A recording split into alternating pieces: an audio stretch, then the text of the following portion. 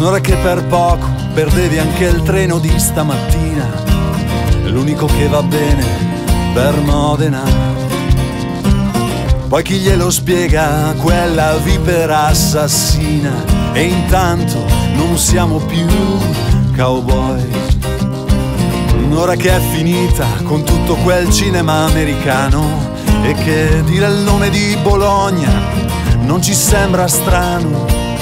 Ora non ci rimane che parlarne al controllore, che non ci prenda per, che non ci prenda per.